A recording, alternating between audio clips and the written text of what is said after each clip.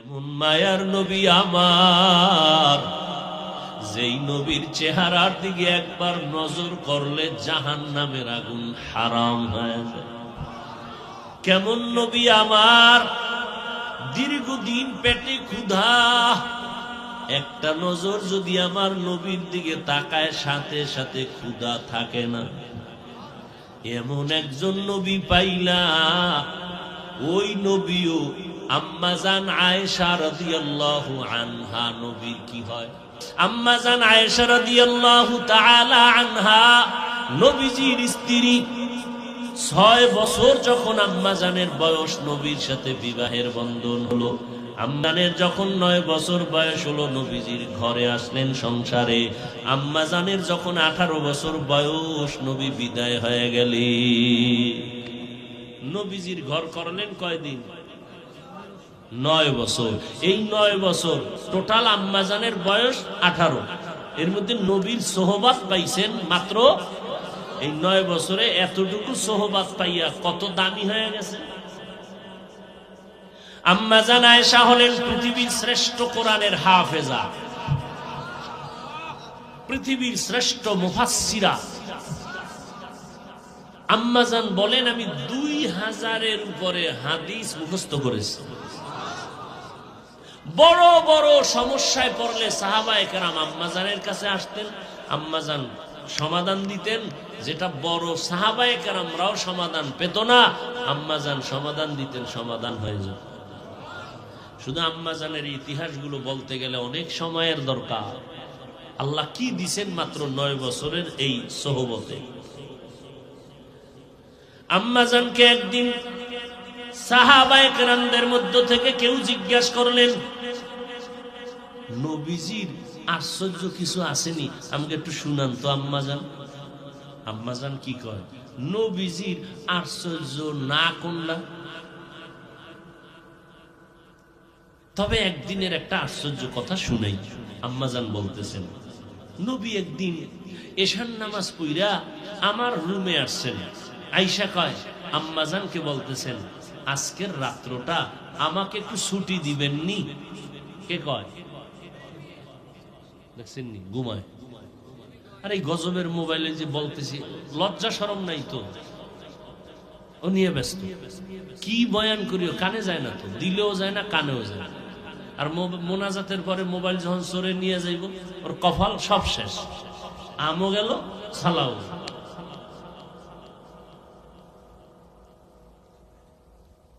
নবীজি আম্মাজানকে কোন সময় বলতেছেন? এশার নামাজ পড়ে ঘরে আইসা বলেন, আজকের রাত্রের জন্য কি চাই? দেখছেন নি কারবার? আল্লাহ আমাদের মাফ করে দেয়।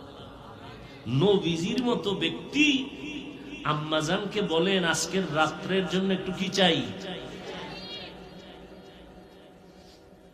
আর আমার পুরুষ বাবারা ঘরের মধ্যে স্ত্রী রেখে কোথায় যাও খবর নাই, আছে না নাই? নবী বলেন, ও আবু বকরের মেয়ে, আমাকে আজকে রাতের জন্য একটু ছুটি দেন। আম্মাজান বলেন, আমি সাথে সাথে বললাম, আলহামদুলিল্লাহ, কবুল করলাম। আম্মাজান বলেন, আমি নবীজির এই কথা বলা মাত্র দেখলাম নবী জায়নামাজ নিয়া আমার রুমের ভিতরে এক সাইডে নামাজের জায়নামাজ বিছায় নামাজে দাঁড়ায় গেলেন। নামাজে দাঁড়ায় গেলেন। নবী দাঁড়ায় আছেন তো দাঁড়াইয়াই আছেন, রুকুর খবর নাই। অঝোর দাঁড়ায় কান্না কান্না কান্না কান্না। দাড়ি মুবারক ভিজে গেল, বুক ভিজে গেল, জামা ভিজে গেল। দীর্ঘ টাইম নবী কান্নার পর রুকুর মধ্যে গেলেন, আর মাথা উঠান না, কান্না কান্না কান্না, উঠেন না। আমি চুপচাপ নবীর অবস্থাটা দেখতেছি, নবীরে বুঝতে দেই না, আমি ঘুমের বাহানা করে আছি। নবী কাঁদতেছেন। রুকুর থেকে যখন সিজদায় গেলেন, কয় রাকাতে? প্রথম রাকাতে। সিজদায় যাইয়া কি কান্না! আমার মায়ার নবীর কান্না রে বাবা। নবীর কোনো গুনাহ নাই, ওই নবী সিজদায় এমন কান্না শুরু করলেন। প্রথম রাকাতের প্রথম সিজদা কান্না কান্না কান্না, এত দীর্ঘ টাইমের কান্না। ইতিমধ্যে বেলাল রাদিয়াল্লাহু আনহু আয়েশা পিছন থেকে আওয়াজ দিছে, নবীজি উঠছেন নি, ফজরের আজানের সময় কাছাকাছি। মাত্র প্রথম রাকাত নামাজ, দ্বিতীয় রাকাতের এখনো নামাজে নবী দাঁড়ান নাই। বেলাল আয়েশা বলেন ফজরের সময় কাছাকাছি। আম্মা জান আয়েশা বলে, কি শুনবা আমার মায়ার নবীর আশ্চর্য জীবনের কথা। আর ওই উম্মতেরা ওই নবীরে চিন্নি না রে যুবক। এই চোখ দিয়ে কোনদিন কোরআন শরীফ খুলে তাকায় নাই, এ চোখ দিয়ে বাইতুল্লাহ দেখে নাই, এ চোখ দিয়ে কোনদিন আলেম দেখে নাই। বরং বান্দা সারাটা রাত মোবাইল হাতের মধ্যে নিয়ে সারা রাত কবিরা গুনাহ দেখে দেখে রাত কাটিয়েছে। এই যুবক, বালিশে মাথা লাগাইয়া চিন্তা কর, তুই তো বোকা না, তোর ব্রেন তো নষ্ট না। আল্লাহ তো বুঝ ক্ষমতা দান করছেন। একটা পশুর মধ্যে আল্লাহ পাক বুঝার মতো ক্ষমতা দেন নাই, তোমার মধ্যে দিয়েছেন। একটু চিন্তা করো, যে দুই চক্ষু দিয়া সারা রাত আল্লাহর দেওয়া নেয়ামতের ঘুম নষ্ট করে যে মোবাইলে সময় কাটাইতেছো রে বাবা, সারা রাত কবিরা গুনাহ করতেছো। তোমার মতো কত যুবক তাকায় দেখো, দুই চোখ আছে কিন্তু চোখে পাওয়ার নাই। আমার আল্লাহ যদি তোরে অন্ধ বানাইতেন, একটু চিন্তা কর কেমনে মোবাইলে কবিরা গুনাহগুলো দেখতি। অথচ তোমার মতো আবার কিছু যুবক আছে, আমগো লাইনে না, তোমাগো লাইনে, জীবনে মাদ্রাসায় পড়ে নাই, তোমার লাইনেই হতে পারে, স্কুলে পড়ে, কলেজে পড়ে, চাকরি করে, ব্যবসা করে, শ্রমিকের কাজ করে, নদীতে মাছ ধরে, জমিনে কৃষি কাজ করে। নজর করে দেখো, টাইম মতো ঘুমায়, টাইম মতো খানা খায়, টাইম মতো নামাজ পড়ে, কোনো মোবাইলে না করে না। এর সাক্ষী তুমি দিবা, আমি না। সত্য কথা মানো না মানো, সাপোর্ট দিও। বলো তোমার লাইনে এরকম যুবক আছে না নাই? বাস আল্লাহ এতটুকুই জিগাইবে, তোর মতো যুবকটা স্কুলে পড়ে নামাজ পড়লো, এই বেঈমান তুই পারলি না কেন? বাস আমগো হুজুর টুজুর দরকার নেই। তোমার মতো বান্দা র্যাব, আর্মি, পুলিশ, বিডিআর এর চাকরি করে নামাজ পড়ছে, তুমি চাকরি করে নামাজ পড়ো নাই কেন? তোমার মতো বান্দা ময়দানে কৃষিকাজ করিয়াও গামছা বিছাইয়া নামাজ পড়ছে, তুমি পড়লা না কেন? আমগো হুজুর দরকার নাই। তোমার কপালে জুতার বাড়ির জন্য তোমার লাইনের মানুষটাই যথেষ্ট। কি জবাব দিবা আল্লাহর আদালত? এই জমিনের ভিতরে শ্রেষ্ঠ মানুষ হলো নবীগণ, আম্বিয়া কেরাম। তারপরে শ্রেষ্ঠ মানুষ সাহাবায়ে কেরাম। সমস্ত নবীদের ভিতরে শ্রেষ্ঠ রাহমাতুল লিল আলামিন। কেমন মায়ার নবী, যার জীবনে একটা মিথ্যা কথা বলেন নাই। জীবনটা কয় বছর নবী? তোমরা একজন নেতার নাম কত মিছা কথা কয় না? কোন পিসাবের নাম কও যে অমুক পিসাব মিছা কয় না? কেমন একজন নবী পাইছো রে বাবা, কেমন একজন নবী পাইলা? একটু চিন্তা করো। বলছি মাত্র 5 সেকেন্ডে, কিন্তু কথাটার ওজন কত। কেমন একজন মায়ার নবী, যার 63 বছর হায়াতে ভুলেও একটা মিথ্যা কথা বলেন নাই। কেমন একজন মায়ার নবী পাইছো, যেই নবীর কোনো গুনাহ নাই, যেই নবী রাস্তা দিয়া হাঁটে, রাস্তার দুপাশের গাছগুলো নত হইয়া নবীরে সালাম দেয়। কি বলবা, নাউজুবিল্লাহ না সুবহানাল্লাহ? কেমন এক মায়ার নবী আমার, যেই নবী রাস্তা দিয়া হাঁটতেছে, জঙ্গলের প্রাণীরা, হরিণীরা নবীরে সালাম দেয়। সাহাবায়ে কেরাম বলেন, নবী সামনে হাঁটেন, আমরা পেছনে হাঁটি। বারবার বারবার দুপার্শ্ব থেকে, পাহাড়ের ভিতর থেকে সালামের আওয়াজ আসতেছে। জিজ্ঞাসা করলাম, ও মায়ার নবী, ডানে বামে কোনো মানুষ নাই, সালামের আওয়াজ কোথা থেকে আসে? নবী বলেন, ও সাহাবায়ে কেরাম, জানো না, আমি নবীর আগমনের খবর পাইয়া জংলার হরিণ আমারে সালাম দেয়। ওরা কেমনে খবর পাইল? কেমনে পাইল? কোন বার্তাবাহক বলে নাই নবী আসতেছে।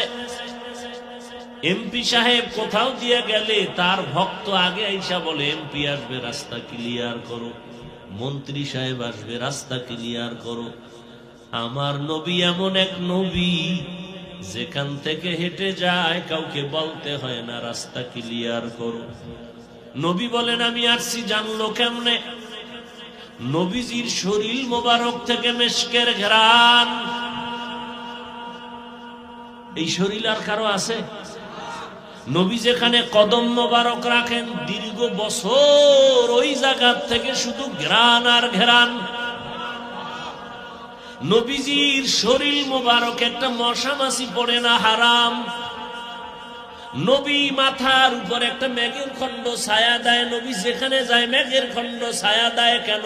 সূর্যের গরম যেন নবীরে কষ্ট না দিতে পারে। কেন হাসেন? তাও রাসূল বলে গেছেন, যাদের লজ্জা নাই ওদের ঈমান নেই। লজ্জা থাকলে হাসি আসে না, কিন্তু হাসির ওয়াজ করি নেই। যা বলছি তাতে কান্নার কথা, তো কপাল খারাপ। এমনে কাঁদবেন দূরের কথা, মোনাজাতেই কাঁদেন না, এমনে কেমনে কাঁদবেন? আল্লাহ হেদায়েত দান করুন। তো আল্লাহ পাক এক চোখ দিয়েও তো বান্দা চলতে পারে না? আল্লাহ দুই চোখ ভালো রাখছেন। আবার অন্ধ মানুষও আছে, একটা চোখও ভালো নেই। এই যুবক, কিয়ামতের দিন আল্লাহ বলবে, এই চোখের হক আদায় করছো নি? তো ভয়ে কইব করছি। আল্লাহ কইব, তুই মিছা কস না, সত্যি। এবার জিব্বারে বলবে, চুপ, এই চোখ কথা বল। চোখ এবার কথা বল। না, আপনি ভাববেন কেমনে? আমার মাওলার কুদরতে সব এমনি। মাওলার কুদরতে সব, এটা মানলে ইমানদার। এই কথাটা যে আল্লাহর কুদরতে সব সম্ভব, এটা মানলে ইমানদার। এই কথা না মানলে সে বেঈমান। দুধের বাচ্চা কথা বলতে পারে না, এটাই বাস্তবতা। আল্লাহ যদি ক্ষমতা দেয়, পারবে না? মরা গাছে কথা বলতে পারে না, আল্লাহ যদি কুদরতের ক্ষমতা দেয়, পারবে না? বিশ্বাস করবেন তো ঈমান আছে, বিশ্বাস করবেন না তো ঈমান গেছে।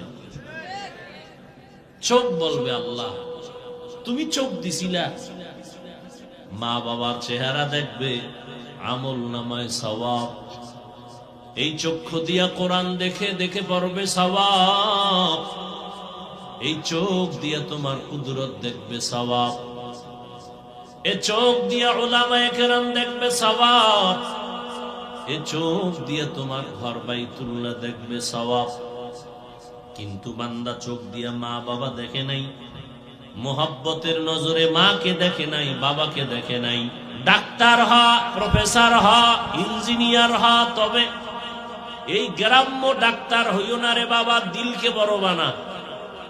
ডাক্তার যদি হও, জিদ কর, জিদ। ডাক্তার যদি হও তো জাতীয় না হয় আন্তর্জাতিক পর্যায়ের ডাক্তার হবা। ইঞ্জিনিয়ার যদি হও তো জাতীয় পর্যায়ের ইঞ্জিনিয়ার হওয়ার নিয়তে লেখাপড়া করো। আর ওই মানে আল্লাহ তোমারে নিতে পারে, এই বিষয়ে কোনো সন্দেহ আছে? আল্লাহ পারে না? আল্লাহ সম্মানের সর্বোচ্চ শিখরে নিয়ে যেতে পারেন। তোমার মধ্যে সেই মেডিসিন আছে, ব্যবহার করো। ব্যবহার করিয়া আগাও। আগাইতে হলে তোমার দুইটা পুঁজি লাগবে। বলো, কয় পুঁজি? এটা লেখা রাখবি, কালকে কম্পিউটারে লেখা এটারে বাইর করবি, লেমিনেটিং করিয়া বাসার সামনে, তোর রুমের সামনে টানায় রাখবি। সফলতা